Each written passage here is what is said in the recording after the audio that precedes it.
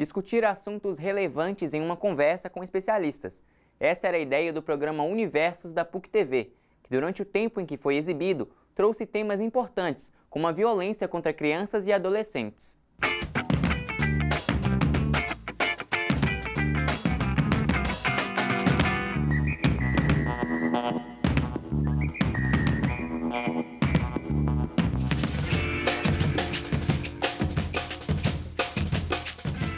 Olá! No programa Universo de hoje, o assunto é a violência doméstica contra crianças e adolescentes. É um tema bastante sério que tem preocupado muitas pessoas. Nossas convidadas hoje aqui no estúdio são Rosilene Barroso, que é coordenadora técnica da Vara Civil da Infância.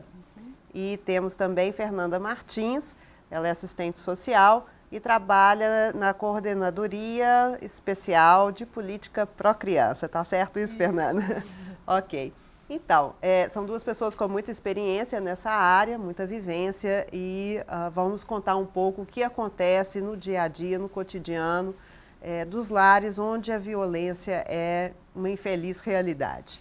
O que acontece? Vamos imaginar uma situação dentro de um lar típico brasileiro, aqui na cidade de Belo Horizonte, né? Uma família aí nuclear, pai, mãe, 3 crianças, né? Enfim.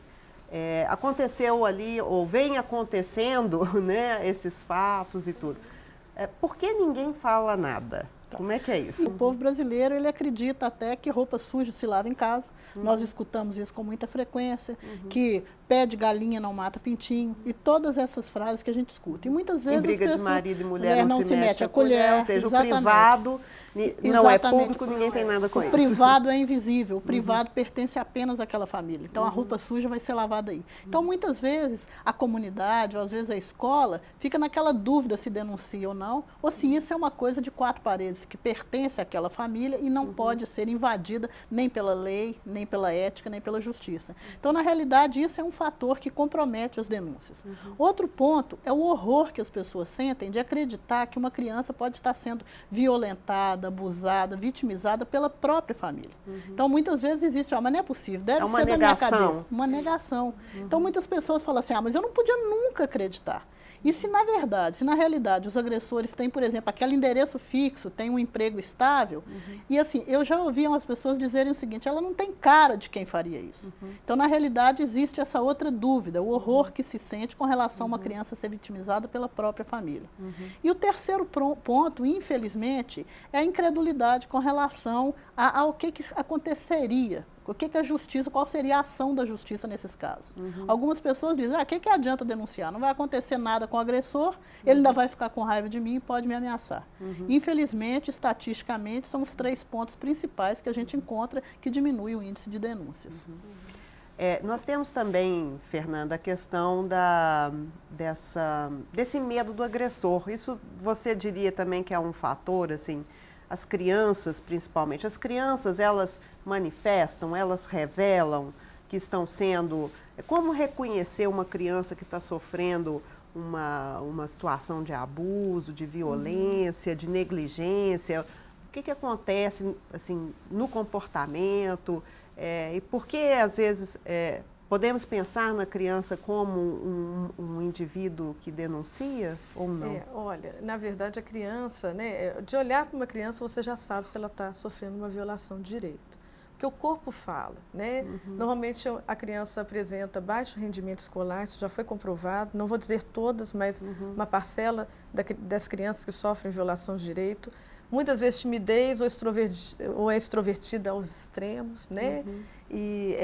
Então, de certa forma, ela vai... o comportamento dela vai diferir dos outros, né? Eu trabalhei em escola e era nítido as crianças que sofriam violência doméstica. De certa forma, ela tem um comportamento. Pode acontecer, por exemplo, de não falar, Exato.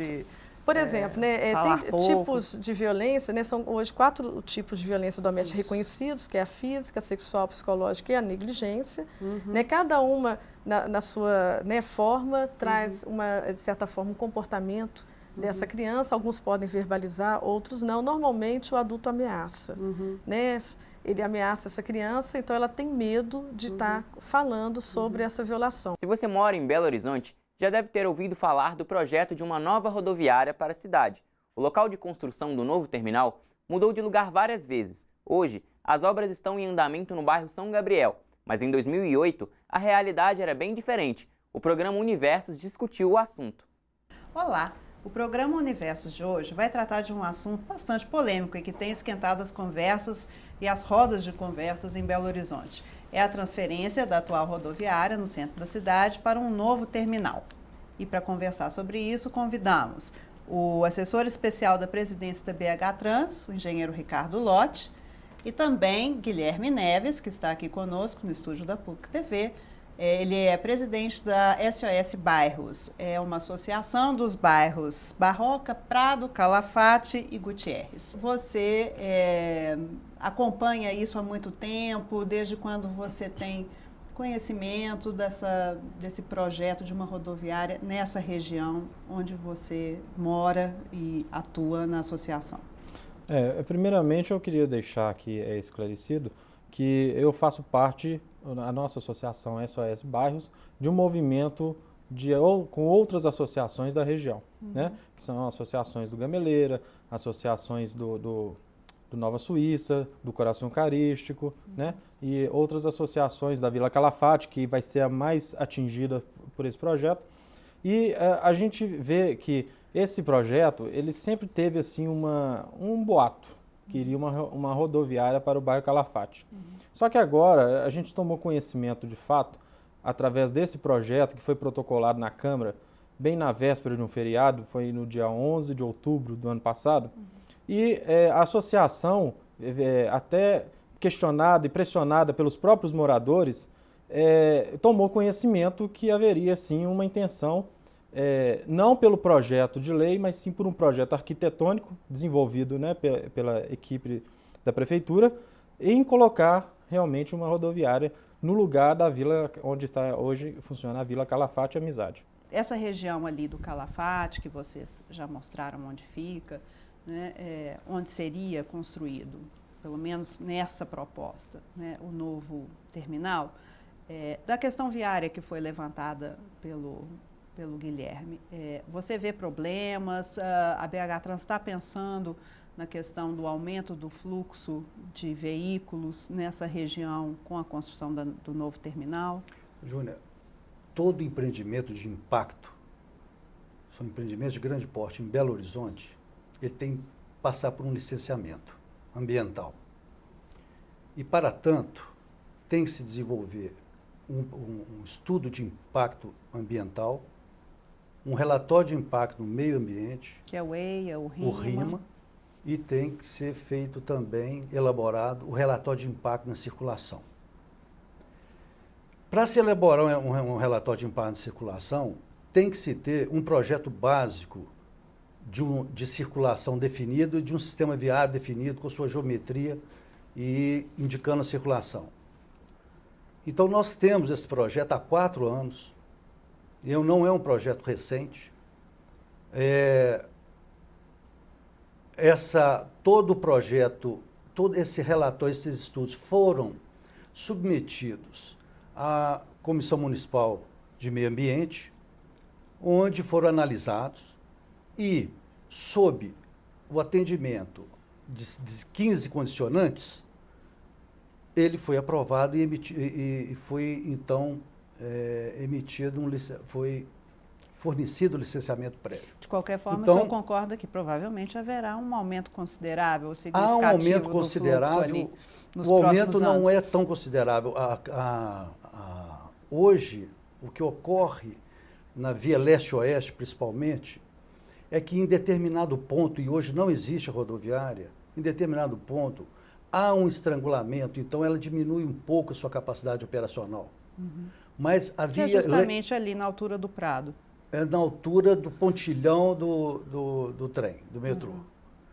Então, aqui, naquela altura, onde a Tereza Cristina encontra com a Avenida do Contorno, com a Arrudas, ela e a Via Leste-Oeste, ali há um estrangulamento.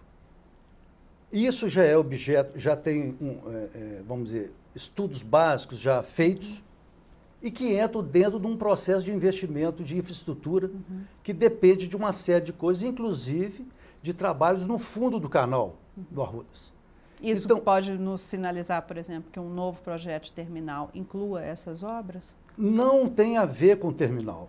O terminal, ele vai gerar um o que tem a ver, esse investimento que tem que ser feito no fundo do canal, é que vai permitir futuramente fazer, então, um trabalho de aumento de capacidade de alargar essa via. A apresentadora do programa Universos era a professora da PUC Minas, Júnia Miranda, que também é ex-coordenadora da PUC TV. E o nosso Memória de hoje é com ela. A professora conta pra gente um pouco sobre a experiência da mediação nas entrevistas. O que era a dinâmica do programa? A gente pensou em inverter um pouquinho o que era mais ou menos o padrão da TV. Quase todos os programas, né, praticamente feitos pelos estagiários e os profissionais de jornalismo da TV e os professores e os profissionais, né, que coordenam, eles só apoiavam. Porque a ideia da TV Escola é essa, né, do pessoal pôr a mão na massa. Então, o programa Universo a gente inverteu um pouquinho e eu passei a participar da produção e da apresentação do programa e tinha um estagiário que fazia, né, todo o trabalho de produção e ajudava nas pautas, e ajudava a pensar os convidados e os temas das entrevistas. Este foi o especial Universos. Espero que tenha gostado dessa edição do Memória PUC TV e das demais edições nesse meu período à frente do programa. Me despeço por aqui e agradeço a minha equipe e a você que nos acompanhou. Continue nos seguindo nas redes sociais da PUC TV e até mais!